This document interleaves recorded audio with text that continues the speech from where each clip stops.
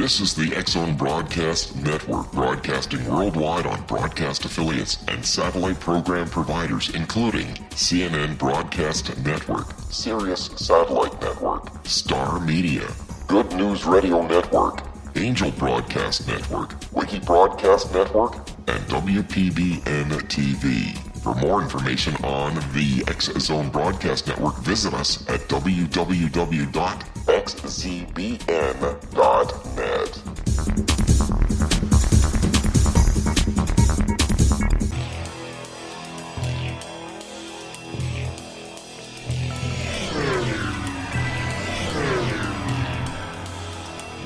This is A Different Perspective with Kevin Randle. A retired U.S. Lieutenant Colonel, Kevin Randle has been studying UFOs for nearly 50 years. Kevin has investigated some of the most famous UFO cases in the world and has been consulted for dozens of documentaries about UFOs. Considered one of the leading experts into the Roswell UFO crash of 1947, Kevin has written more than 25 books about UFOs, including the recently published Roswell in the 21st Century. Now, here is the host of A Different Perspective, Kevin Randle.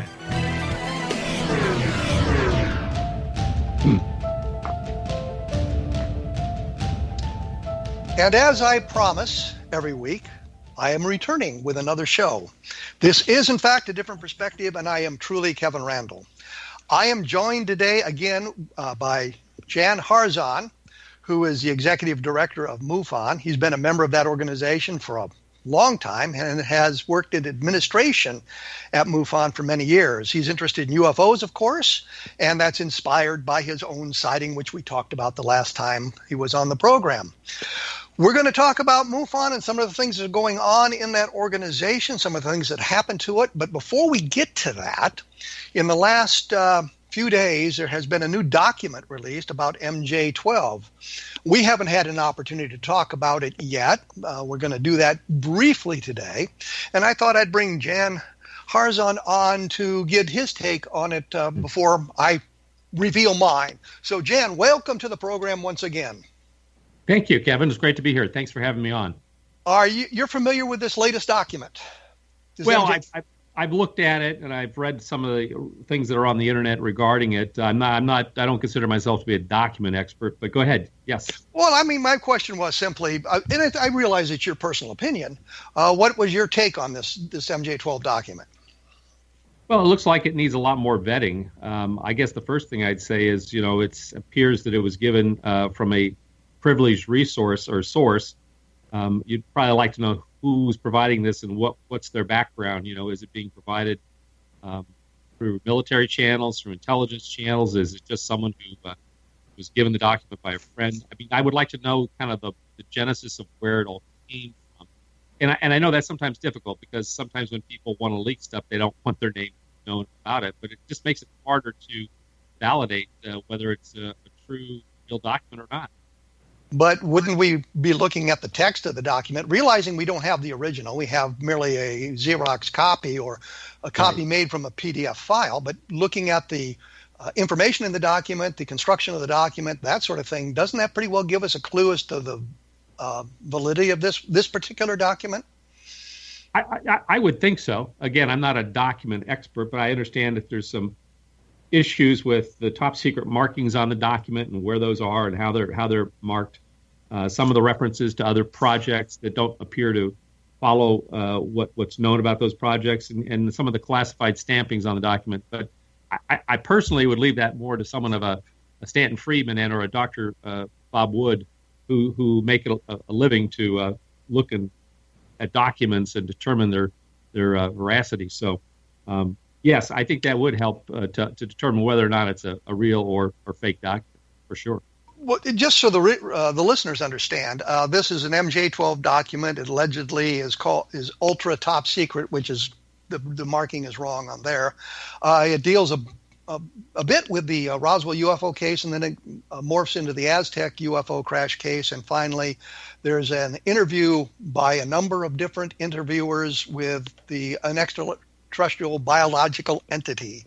And I think looking at this document from my perspective, that most of the information about Roswell is just flat wrong.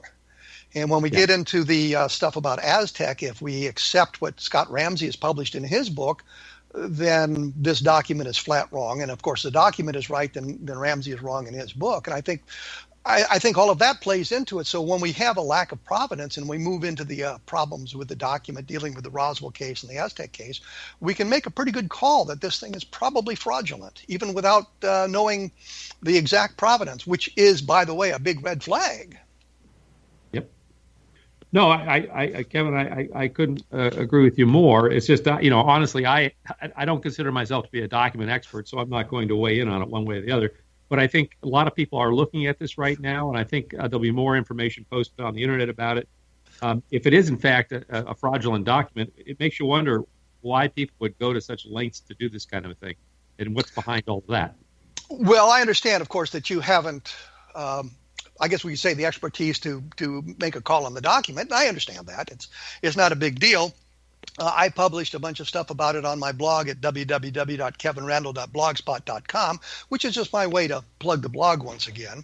And we're coming up on our first break here. When we come back with Jan Harzan, we're going to talk a little bit about the gorilla that's in the room, and then we'll morph into some other information about the MUFON organization and things like that. So we will be back right after this, so stick around.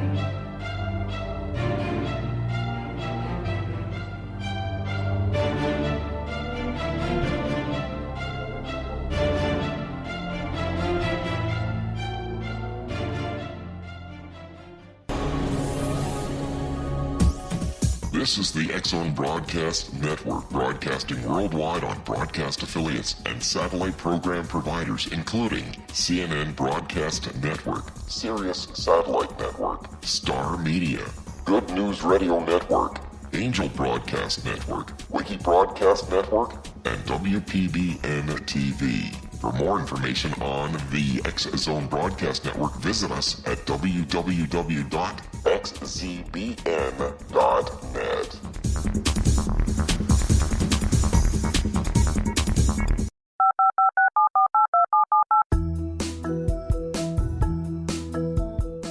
Did you know that when you're on the road with limited data or Wi-Fi, you can still listen to the X-Zone Radio Show with Rob McConnell, The Science of Magic with Gwilda Wiyaka, X-1, Dimension X, Space Patrol, and every minute of the X-Zone Broadcast Network by calling 213-401-0080, courtesy of Audio Now. No smartphone, app, or internet needed. It saves your data plan, and it's free if you have unlimited minutes. Call 213-401-0080 to listen on any phone, anytime, anywhere.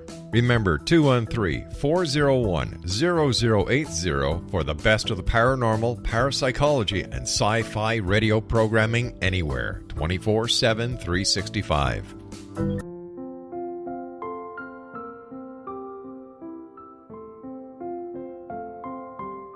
I am Dr. Carl O'Helvey, founder, president of a new cancer foundation focusing on evidence-based physical, mental, and spiritual interventions, including natural cancer cures, prayer, meditation, affirmations, nutrition, and other related holistic cancer prevention and cure modalities.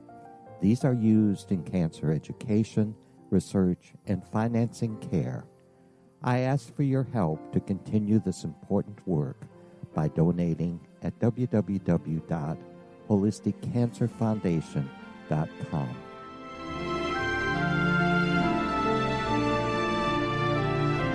Hello, I'm Pete Marsh. With my daughter Justina, we will be presenting the new radio show, Too Good to Be True. If something seems too good to be true, it usually is. But with the help of Justina's amazing gifts, we're going to gain insight into questions that don't yet have complete answers. Have you wondered who built Stonehenge and for what reason? Why are crop circles found in the same region as Stonehenge and elsewhere? Are crop circles a hoax, or are they created with technologies that we have little knowledge of? Who built the pyramids in Egypt and also in other countries? How and why were they built? Was the Titanic switched with the Britannic as part of a gigantic insurance fraud, or for more insidious reasons? What caused the Tunguska event when trees were flattened over an 800 square mile area in Siberia? Will the new insights be too good to be true? Well, that will depend on what you are prepared to believe. Please join us as we start on this journey together. For more information on Too Good to Be True, visit www.xzbn.net. Little children aren't the only ones afraid of the dark. Millions of soldiers return from war zones with PTSD, anger, frustration, fear, and loneliness, much of which surfaces during the darkness of the night. You have the chance to change the lives of these American heroes. Songs and Stories for Soldiers.us provides free MP3 players for these men and women. With a list of 3 million songs in 16 different styles, 100,000 audiobooks, and 30,000 old-time radio programs, every veteran can find something to soothe and comfort them at no cost. All our players contain an 8-hour audio program designed to help veterans fall asleep. With 1,500 plus vets now participating, it's our goal to deliver 10,000 audio players this year. Go to our website at songsandstoriesforsoldiers.us. Help us help a veteran make it through the night.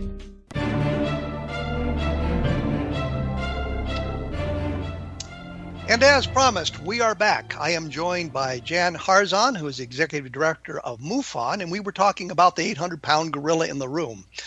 Several weeks ago, John Ventry, who was the state directors for Pennsylvania and Delaware, had both posts, had made a pretty racist rant on his Facebook page, and there was some reaction to it. And I know that MUFON reacted to it. Jan, can you walk us through that a little bit?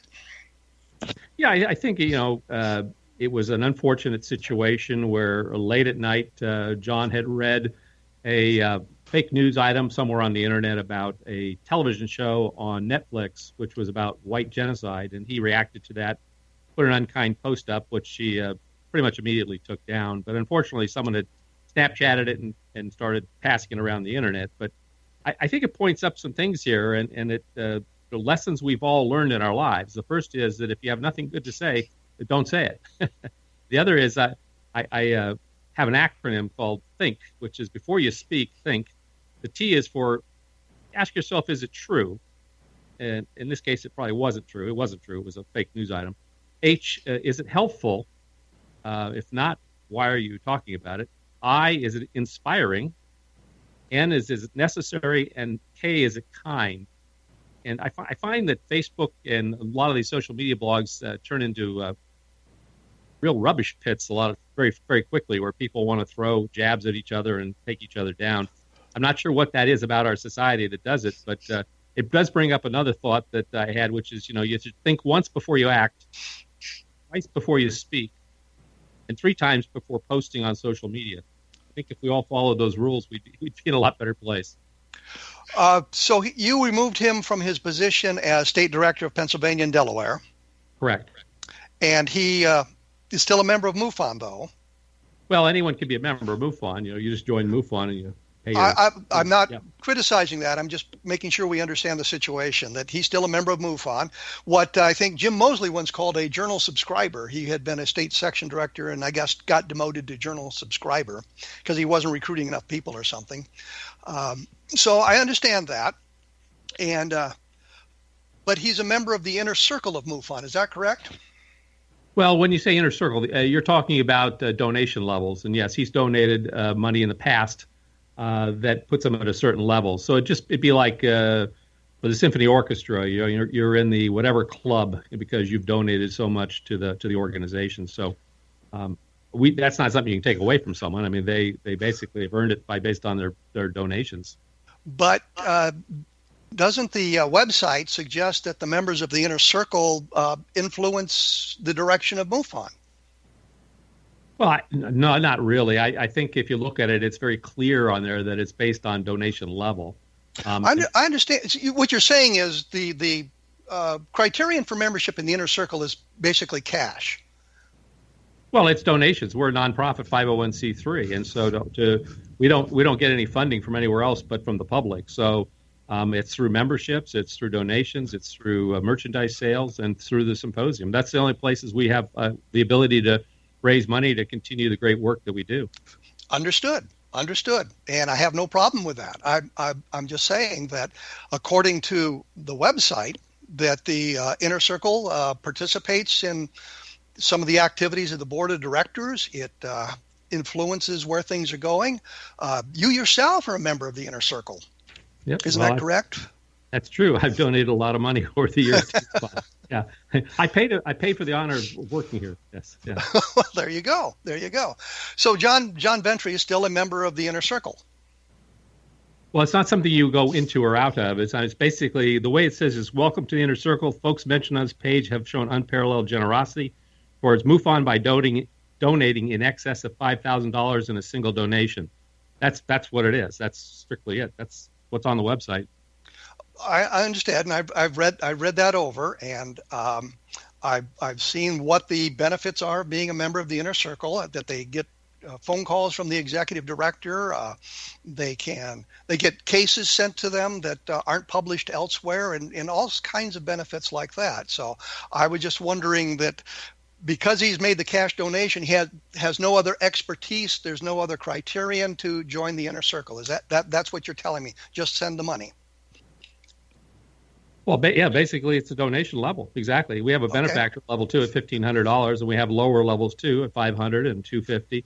So yeah, I mean, that's pretty much it. I mean, people have different means to support, and we appreciate anybody's support, even if it's $25. I mean, that's what it requires to run an organization of this size and magnitude.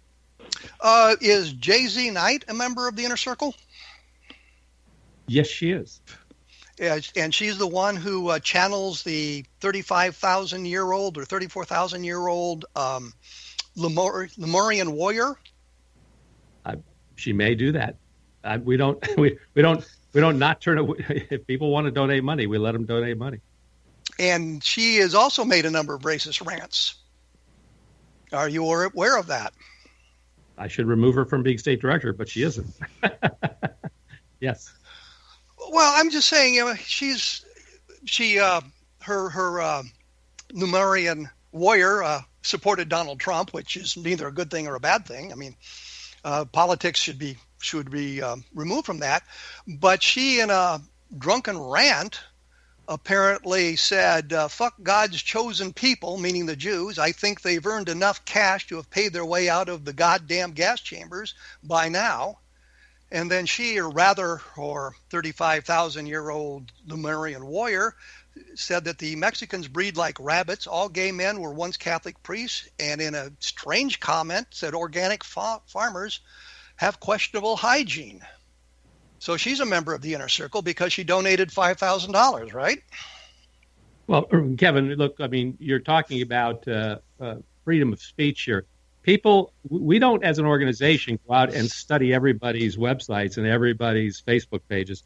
That's not anything we're here. We're here to study UFOs, and we're here to find out what they're about and where they're from and why they're here. That's what we do as an organization. If people want to send us money, we accept their gifts.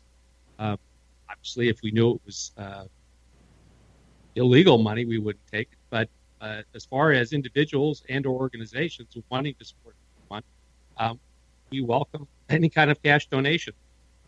Well, in a similar vein, she had given a number of Democratic candidates some $70,000, and they returned the money. Wanted nothing to do with her because of that. And I'm just wondering, now we've got two people on the Inner Circle who have expressed some very racist opinions that I think do not really fit in with the majority of the American public. And I just wondered why these people remain in the Inner Circle. Yeah, they've given you a lot of cash, but you can get rid of them by giving them their money back if you wanted to. And these are people who exert a certain amount of influence over the MUFON organization, and I'm not sure how that advances the scientific nature of the organization. Well, I think what you're mistaking is you're thinking that because they've paid this cash that they are actually controlling MUFON. Nothing could be further from the truth. Anybody can write to me and or talk to the board and say, hey, I think you should do this, do that. I've never received an email from Jay-Z Knight. I probably wouldn't even know. I wouldn't know her if I met her on the street. So these are people who have donated money, and because of that, they're part of the inner circle. It's just more like a donor board you'd find at a museum or at an opera house, or to support the organization. That's all it is. What about our good friend John Grace? And what about him? You familiar with him? I do know John, yes. And he masqueraded, I guess, as Val Valerian. And is I don't think that's the same guy, honestly. You don't think it's the same guy? No. That's why I asked, to make sure. I'm pretty darn sure it's not the same guy. Not the John Grace I know. Okay. Well, the John Grace that we found on the internet, of course, is also produced the Krill report, which dealt with, I think, MJ-12 and some of the documents like that. Yeah, it's not the same individual. Okay. That's why I asked, because I wasn't sure about that, and I wanted to make sure we had the right people here. How about David McDonald? Well, David used to be the executive director before I took over. Yes. And you're familiar with his Mile High Club? Yes, I am. Okay. I don't think that's really egregious, by the way. I think it's really kind of silly, but I know that a number of members of MUFON were kind of upset about that. Yeah, it's more of a marketing ploy in some sense. I mean, because what Dave does, he runs one of the world's largest FAA training schools for the government. So, if it was such a problem, I'm sure the FAA would not have authorized him to do that. I'm just wondering, though, that when we look at the mission of MUFON, and we understand we're dealing with a fringe phenomenon here. A lot of people look down their noses at anybody who deals with UFOs. And I'm just wondering if this sort of thing is helpful in furthering the goals of the organization, a scientific organization. What things in particular, specifically? Well, I mean, the Mile High Club, you've got, he's also on the board of directors, by the way, isn't he? Yes, he is. So he would have influence on the day-to-day, well, not the day-to-day operation, but the operations of MUFON and the things that you look at and the places you want to go, scientifically speaking. Yeah, David's been active in MUFON for over 10 years now. He's done quite a bit with the board and in different positions. Right now, he's working full-time and running 3 different businesses, but certainly does have input. But most everything gets run from MUFON by the executive director and the very small staff we have here at MUFON headquarters. Everything else is basically membership and people volunteering their time. I mean, we're blessed to have 4,000 members, and at least 500 of those are in positions of helping on a volunteer basis in our field investigator network as state directors, national directors, chief investigators, and state section directors. So we're just blessed to be able to do that with all we do with basically almost 100% volunteer. And I appreciate all of that, but and I understand the inner circle is based on you're making a donation to MUFON, and I guess it's $5,000 a year to be on the inner circle. But the thing that worries me about this is, according to what we see on the website, is that inner circle does influence certain members of it, that they have contact with the highest levels of MUFON, and I would think that would be something that might be a bit problematic given the backgrounds of some of these people, especially when you want to be a scientific organization. Yeah, but what you need to understand, Kevin, is most of these people don't attend our event. I mean, they don't all attend the events. They don't always take advantage of the opportunity. To be honest with you, anyone could pick up the phone and call MUFON and speak with myself. So it's not like you need to pay $5,000 to be able to talk to MUFON. I always encourage people to become members, though, because for $4.99 a month, I mean, you can help support the work we do. It costs money to have the computer systems we have, to maintain those, to have an office full-time, to have people on the phones working with people all over the world who are encountering this phenomenon and having issues with that one way or another. We support probably 10 experiencers a day through our experiencer research team who are interacting with the phenomenon and trying to deal with that and integrate it to life. Let me interrupt you right here because I'm running up against the break again. So we're going to have to take a quick break here. We'll be back with Jan Harzan talking about MUFON and the direction of MUFON. Type MUFON.com into your search engine and you'll be able to find their website and talk to them about that. For more information about some of the things we're talking about here today, check at www.kevinrandle.blogspot.com, and we will be back right after this, so please stick around.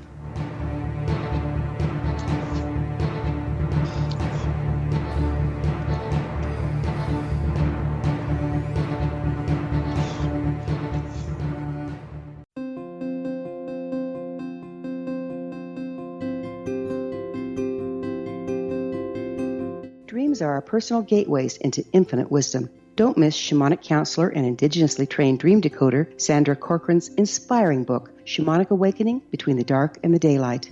This remarkable work chronicles Sandra's 35 years of experience with diverse wisdom keepers and her initiations throughout the Americas and across the British Isles, Turkey, Greece, and Egypt. Sandy's knowledge of symbology, psychology, and myth influenced her dream blog and workshops.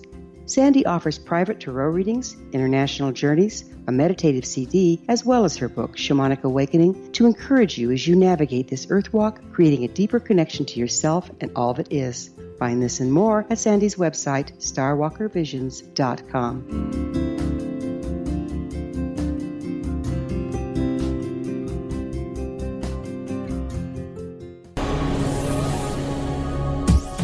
This is the X-Zone Broadcast Network, broadcasting worldwide on broadcast affiliates and satellite program providers, including CNN Broadcast Network, Sirius Satellite Network, Star Media, Good News Radio Network, Angel Broadcast Network, Wiki Broadcast Network, and WPBN TV. For more information on the X-Zone Broadcast Network, visit us at www.xzbn.net.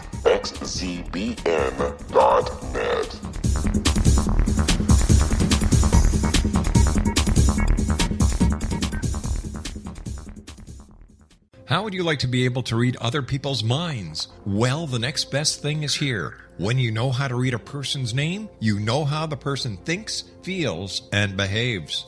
Each letter in our name holds a key to unlock our true essence. Our name contains both our gifts and challenges in this lifetime. Mnemology science discovers personality secrets hidden in the placement of the letters of our names, including the first and last impression people remember about us. Sharon shows us how to interpret the arrangement of letters as outlined in her book, Know the Name, Know the Person. Sharon Lynn Wyeth created mnemology science after 18 years of research and testing her theories, and has supported thousands of people around the world in understanding themselves and others better. You'll enjoy Sharon's unique teachings as she shares her system to learn the gifts behind your given birth name. Even if you don't like your birth name, there are jewels in this book. If you're thinking of changing your name, ready to name your child, or wanting to get along better with others, this is the book for you. If you'd like to improve your relationships and change your life for the better, get the book today, Know the Name, Know the Person, or visit www.knowthename.com. That's www.knowthename.com.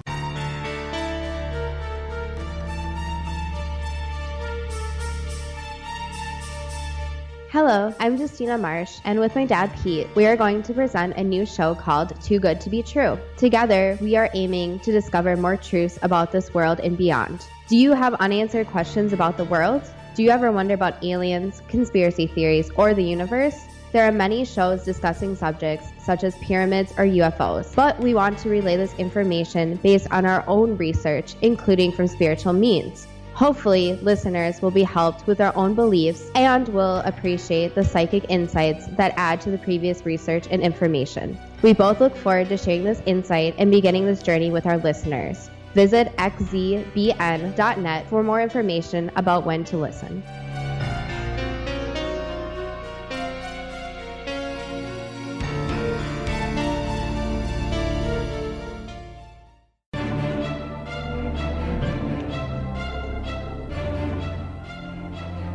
If you stuck around like I suggested you should, then we are back, and you know that.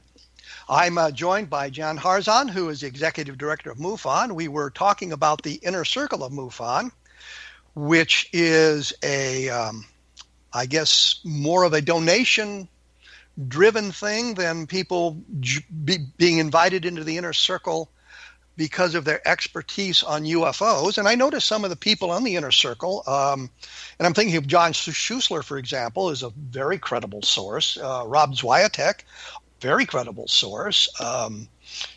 Teresa Lynn Linge, Teresa Terry Linge. These are some very, very credible people. So it's not a bad thing being on the board of directors of MUFON. So, we look at all of that sort of thing and try to figure out what's going on. I think it really comes down to a question of how much influence would the inner circle have on the operation of MUFON and the selection, for example, of the speakers at the MUFON Symposium, which I guess is coming up in July? That's correct. July 21st through the 23rd at the JW Marriott in Las Vegas, Nevada. And this year's theme is?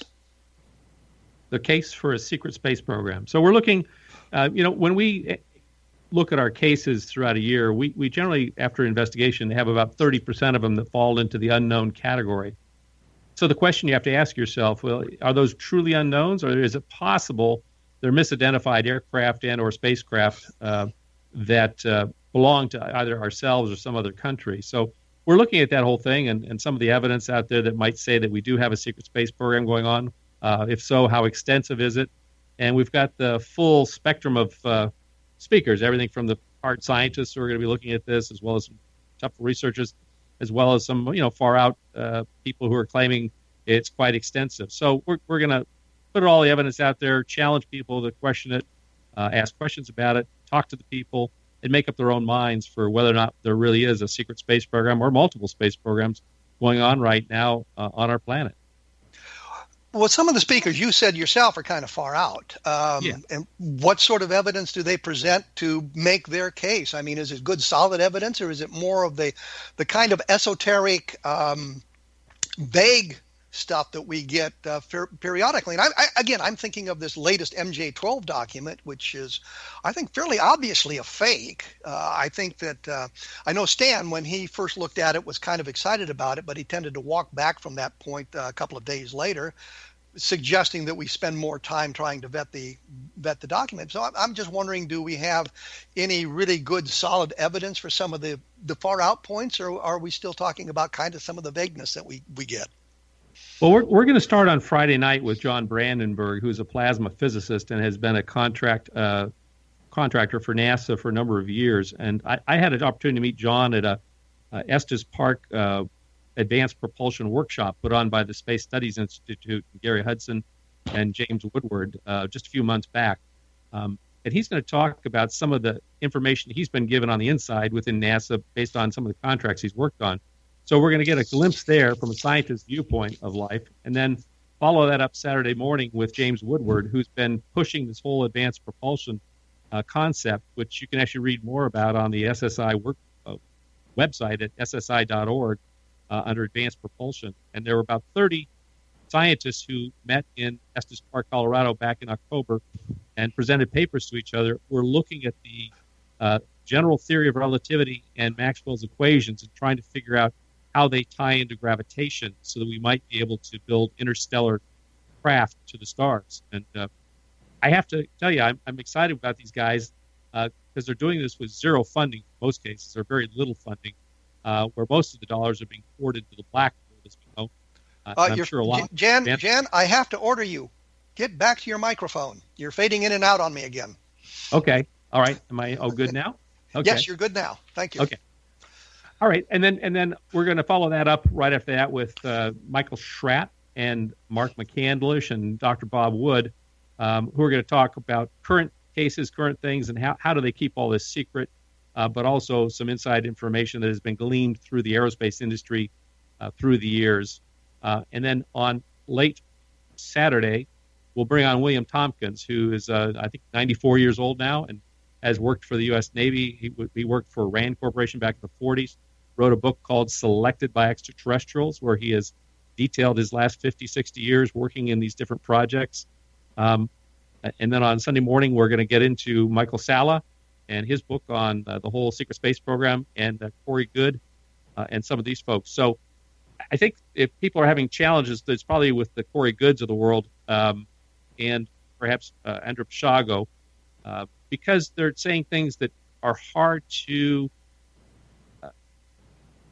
basically find the evidence for, but that doesn't mean evidence doesn't exist. For instance, in Corey's case, he speaks about having gone forward in time 20 years and then regressed backwards. As we've done some research in this, and specifically Dr. Bob Wood has been doing quite a bit of research into this, there are a number of military projects that we're looking at. Jan, yes. talk to your microphone. Talk to your microphone, please. Okay. No, I'm speaking right directly into it, but okay. I wonder if it's bouncing off. Let me do one thing here. 1 second. Let's adjust something. Well, while you're adjusting something, and I hope you can hear me, you're talking about a fellow who claims that he traveled forward in time 20 years. What sort of evidence does he present to prove that he'd actually done that? Well, I think we're looking forward to that evidence being presented at the symposium. I mean, that's what he's there for.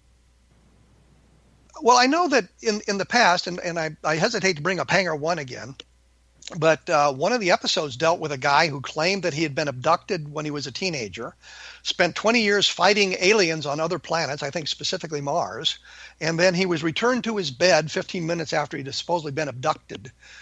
So everything was normal. And here was a whole episode built around this guy, and it just seems highly incredible. And I wondered why MUFON would be involved in something like that. And it sounds like we're moving back into that arena where we've got another guy who claims that he's traveled in time. And if he's done that, why doesn't he know the score of the Super Bowl and make himself extremely rich? And letting you and I know about it, right? That'd be a good thing to do. Well, here's why. Because on the secret space program, if you read the books that are out there today, and there's a number of them, these are some of the folks who are mentioned in those books. So we're looking at the scientists, like I said. We're looking at the hardcore researchers, as I said, and we're looking at the people who are on the far edges of this phenomenon. So we're trying to put the whole thing in one place where people can come to one conference and hear everything, and then make up their own mind. So, but doesn't that really harm MUFON by putting credible, qualified people on the stage next to people who, I mean, from some points of view, might be a little bit off center? Wouldn't it detract from the overall credibility of MUFON? I don't think so. I think what it does is it lets people make up their own minds, to listen to the information. And I think Aristotle himself said, the sign of an intelligent mind is being able to listen to something without accepting it as being true necessarily. So you have to be willing to listen and ask the tough questions. And that's really what we're doing. We're putting a forum on here for people to share all the information that's out there about this secret space program, which right now is quite a big topic among a lot of people, not just in the UFO community, but people who want to know what's happening. Was the whole board of directors of MUFON on board with this roster of speakers? No, the board doesn't get involved in setting up the symposium. That's not what their job is. Their job is to oversee the nonprofit and to basically review. No, my question was the board of directors happy about the selection of the speakers for the symposium? I mean, they could have their personal opinions. Yeah, I don't think you could say they're happy or unhappy. They are aware of who the speakers are. I mean, a lot of them would like to hear some of these people, to hear what they have to say. I mean, if you shut people down without listening to them, I think that's even worse than the other side of the equation. So you have to be willing to open your mind up and listen to it and weigh it based on what other information you have and what you know, and then make up your own mind. We're not telling people what to think. We're not telling people how to think. We're just saying, here's the information. Use it as you will. But we're also hoping that this will spark deep research into some of these areas. There's a lot of stuff, for instance, Michael Schratt's going to be sharing the structure of some of these craft that are being seen in our database that he believes are built by our military, our intelligence community, based on the structures we're seeing on the outside of these crafts versus perhaps what could be considered extraterrestrial craft, which tend to be very, very smooth and seamless construction. I think that's an interesting subject and an area to follow through on. And I would agree. I think that sounds like a fine subject. But we're also moving into an area where there's fringe people talking about it, and I'm very bothered by this guy who says that he's moved forward and backward in time. And I know that there's such a thing as having your mind so open your brains fall out. And I don't know what kind of evidence you could present to prove that you traveled into the future other than providing an accurate prediction of where the future is going to go. And I don't see any of that ever happening when people who claim to have been to the future. So I just wonder why you would want to give someone with that kind of a claim a forum, even though there might be people who are interested in that. Well, actually, there's going to be quite a bit much more revealed, and I don't want to go and spoil his presentation, but there's quite a lot of other evidence that's going to be presented at the symposium. So if you really want to know Kevin, I'd get a ticket, and I'd get over to the symposium, and I'd listen to his talk and see what he has to say. So you're comfortable with the fringe elements on the platform with the other people? I'm comfortable with letting people share what they believe to be true, and letting the intelligent audience that we attract make up their own minds on what's real, what's not real. I'm not trying to tell people how to think or what to think. I'm really trying to put the whole story together. And that's how this whole symposium was packaged. It was packaged to say, okay, what is the case for a secret space program? Does it exist? Does it not exist? If it does exist, to what extent does it exist? Is it just something near Earth orbit, or is it something intergalactic? There's a lot of questions here that I think are fascinating, and people are going to be delving deep into for many, many years to come. Are you suggesting, by what you've just said there, that speakers on your symposium are going to suggest that we have engaged in interstellar flight? Meaning we have gone somewhere. Yeah, it's very possible. I mean, honestly, I can tell you that the scientists that we've put on the subject area, they're working to make that a reality. And they believe that they can have some breakthroughs here in the next 10 to 20 years that'll actually have us going interstellar as a civilization. And I'm rooting for these guys, because honestly, the faster we get out there, the faster we're going to find out what the truth is behind UFOs, in my opinion.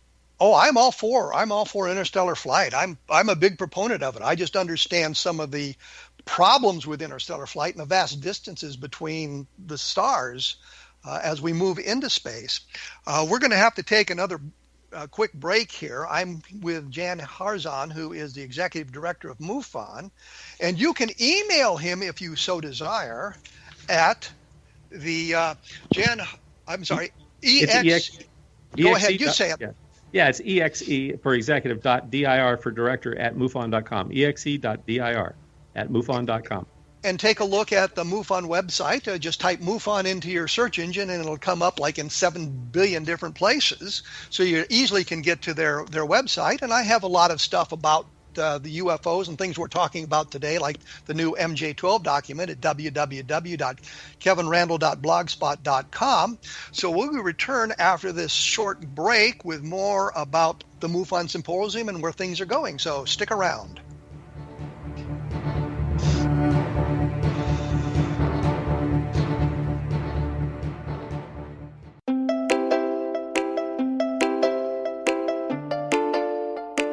Are you curious? Do you want to learn more about how the world works and have fun at the same time?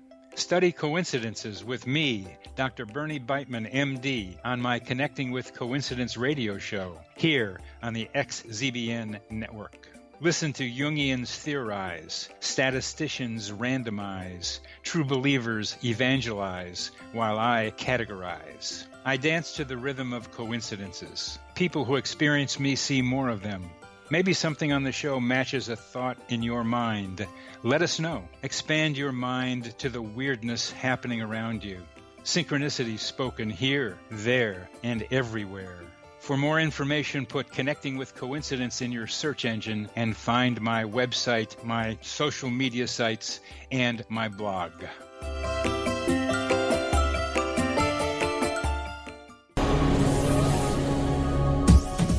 This is the X-Zone Broadcast Network, broadcasting worldwide on broadcast affiliates and satellite program providers, including CNN Broadcast Network, Sirius Satellite Network, Star Media, Good News Radio Network, Angel Broadcast Network, Wiki Broadcast Network, and WPBN TV. For more information on the X-Zone Broadcast Network, visit us at www.xzbn.net.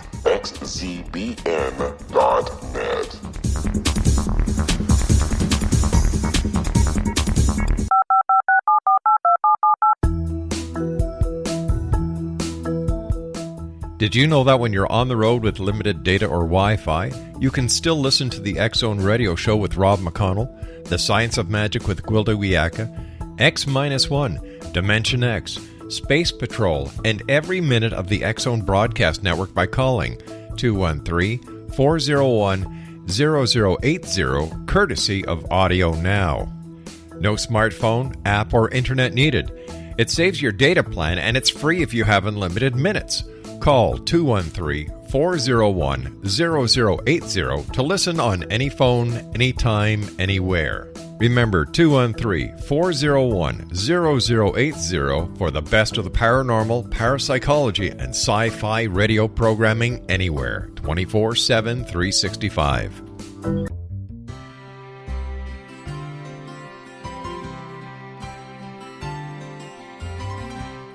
True healing must address 4 levels: physical, emotional, mental, and spiritual, for us to live joyful and productive lives. We tend to treat 3 of the 4, leaving the spiritual languishing. If you're tired of the same dysfunctional patterns cropping up in your life, Soul Balancing is for you. Trixie Phelps, owner and founder of Soul Balancing, is a naturally gifted energy healer trained in numerous esoteric forms, including shamanism. Trixie has created a powerful modality that safely and effectively clears your energetic field. A Soul Balancing session can remove interference, heal trauma, and restore your hope. Contact Trixie for a life-changing long-distance session today, www.soulbalancing.world.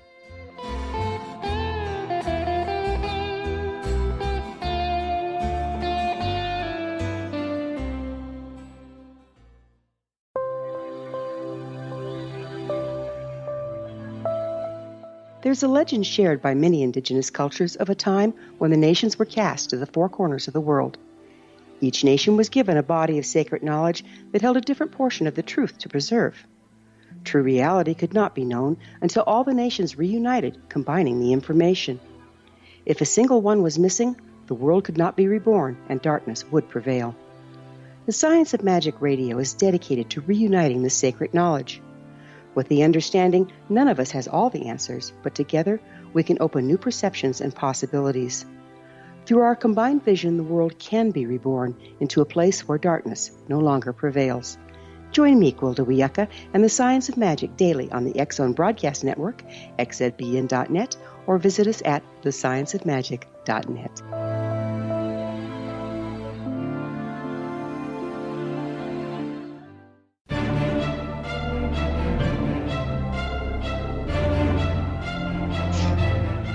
And as promised at the end of the last segment, we are back, and you people just have no idea what a task it was to make sure we were back.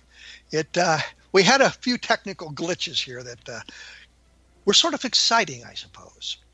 When we left, we had been talking about the MUFON Symposium, at the number of speakers who would be there, who all would be there, what some of their expertise was, and that some of them I would consider somewhat fringe and maybe not the best speakers for a scientifically oriented symposium, but I have no influence. And it's up to MUFON to decide who they want to invite to their symposium and what platforms they want them to endorse. When I think we kind of finished with the symposium. Was there any other comments you wanted to make about the symposium and the people who would be there? Well, just that if people want to find out more about it, they can go to mufonsymposium.com and all the information is there, or just go to our website, mufon.com, and click on the menu bar under where it says symposium, and they'll get all the information they'd like to know about it. Okay. That sounds fair to me. We had talked briefly And when I say we had talked, that was you and I in email had talked briefly about the Mars program that the MUFON is involved with, correct. which does not mean a trip to Mars, but it means this. It could be that fun. Yeah. But Mars, it means... Go ahead. I can explain what it is if you'd like, but go ahead. Please, go ahead. Yeah. So Mars, about 3 years ago, I had announced that we were going to try to build a global UFO database, which would have all the information in it on all the different cases and everything that we've had through time and have collected in our files. This is now morphed into a acronym called MARS, the MUFON Anomaly Research and Reporting System. And it's basically a large database that people will be able to access through their computer, online. And we'll have inside of that all of our CMS cases. We have all of our Pandora cases, which were all the cases from 1969 through about 1989 that were in 19 four-door files in Walt's old garage when he first started MUFON and spent 30 years doing this. We'll have the Len Stringfield files. We'll have all sorts of information that, frankly, people have never seen before when we finally get it built and can complete it. So we're really looking forward to having this repository built, and on top of that will be our case management system. As people report stuff, it'll go directly into this database. I would assume that to access this system, you have to be a member of MUFON.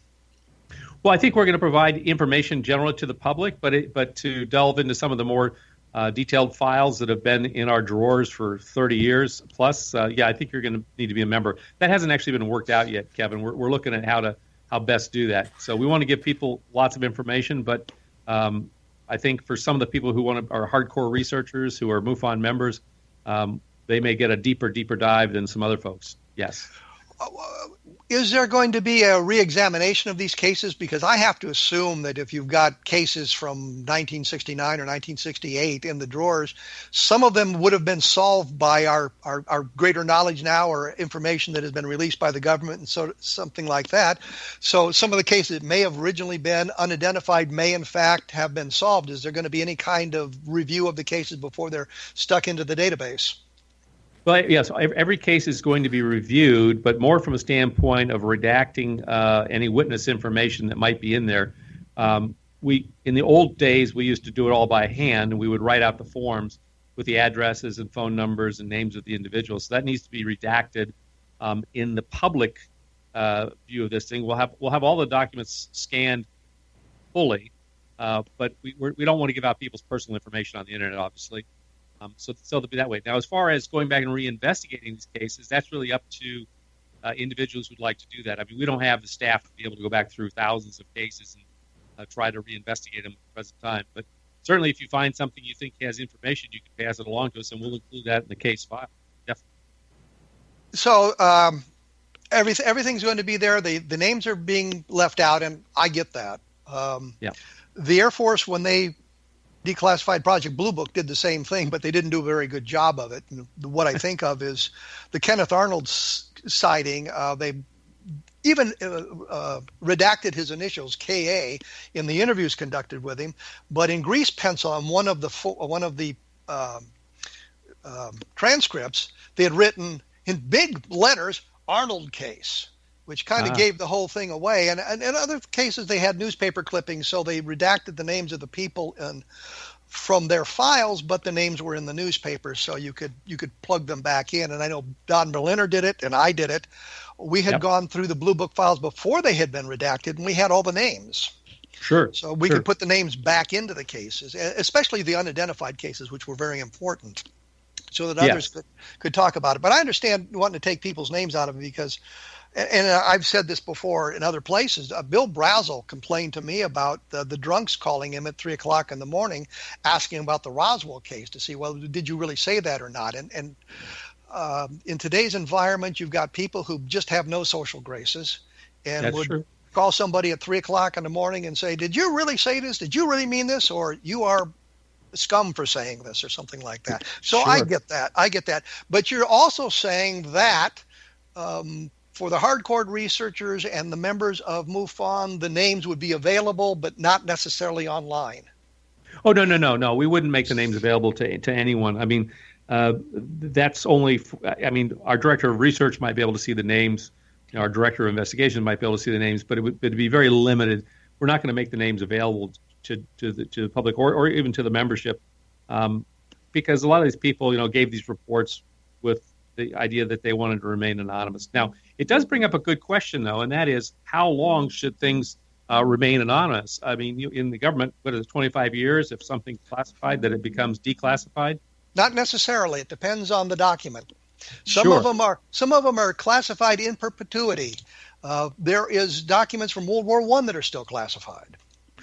Right, and in the case of UFO files, like you were mentioning some of the Blue Book files, I would imagine, since most of these cases happened in the 60s, 50s and 60s, that many of those people who reported are no longer alive. So even if you had their address, phone numbers, and everything else, it wouldn't lead you very far, honestly. But it helps you verify that these people were real, that the case wasn't some kind of hoax being perpetrated on Right. the Air Force or whomever. Exactly. And it's very important to have the provenance for the information, and that too often is a stumbling block in UFO research. We don't, and this new MJ12 document is a perfect example. We don't know where it came from, actually. All we Right. know is it was given to Heather Wade, and she put it up on their website at midnight in the desert, and we know really nothing more other than what's in the document itself, which smacks of hoax. But we don't know anything else about it. So without that sort of specific information, sometimes it's very hard to make a good case for either this object being extraterrestrial or it being some kind of a hoax. And, Right. and the names are going to be kept. It's not like the Blue Book files where they've redacted them and you can't really get back to them unless you had earlier access to it. Yeah, no, the names will be definitely in the files. And, we have had researchers in the past, perhaps even yourself, who've contacted us and asked for, on a specific case, can I get in touch with that witness? And what we generally do is we reach out to the witness and say, hey, we have a request here from, Kevin Randle, who is so-and-so, and he would like to look at your case. Would it be okay if we gave him your name and number, or could we give you his name and number, and you could contact him? And so we don't mind doing that. If it's a real researcher doing real good research, we don't have a problem. We just don't want the general public, like you say, calling people up at 3 a.m. and harassing them. That's not a good thing. Yeah, and like I said, I understand that. So, but that system is to, I guess, digitize. The Mars system is to digitize everything and get it available on a much wider scale than it is now. Absolutely. When I first joined MUFON, maybe 30 years ago, we got involved with it. MUFON was known as the black hole. You would send in your reports and never hear from them again. And part of that was just because the computers weren't in big use back then. We didn't have the personal computer. And a lot of the stuff were in 4-door filing cabinets, in a garage. And so to go through 19 4-door files and try to find that one document was not an easy thing to do. Well, now with technology and scanning all these documents with just a few keywords, you can turn up anything you want on any given subject. And you can double check other sightings that might have happened at the same time. It's going to be a real step forward, I think, for ufology and for research into this whole field. Honestly, I do believe that. Well, I think we're just really basically out of time here. Okay. I'd like to thank you for taking time and the patience for us today on a different perspective. As I said, it's John Harzan is the Executive Director of MUFON. Take a look at MUFON.org for more information about the organization, and take a look at the symposium on their menu bar, and you can find out everything that you want about it. If you want more information about some of the things we talked about today and some of the other information available, look at www.kevinrandle.blogspot.com. And if you're looking for stuff on the MJ12 document, I've got a lot of that on my blog, of course, now. The book, Roswell in the 21st Century, I did a 50 or 60 page appendix of it with some 175 footnotes about my opinions on the validity of the MJ12 documents and the fact that Bill Moore was a recipient of the document through Jamie Chandra, but Bill Moore had announced at the MUFON Symposium in 1989 in Las Vegas that he had been a disinformation agent for the United States Air Force at one time, so I'm not sure how valid we can take anything he said about anything, given all of that sort of thing. We will be back next week with another show about UFOs, the paranormal, and the unusual, discussing these sorts of things so that we can kind of shine a light. I was going to say spread a light, shine a light on the topic, and maybe provide, in essence, a different perspective on all of this sort of thing, because the best way to understand what is going on is to have access to all the information that is available. So I would suggest that you tune in next week and listen to what we have to say about UFOs, and I will be back with my perspective, which is a different perspective, in 167 hours.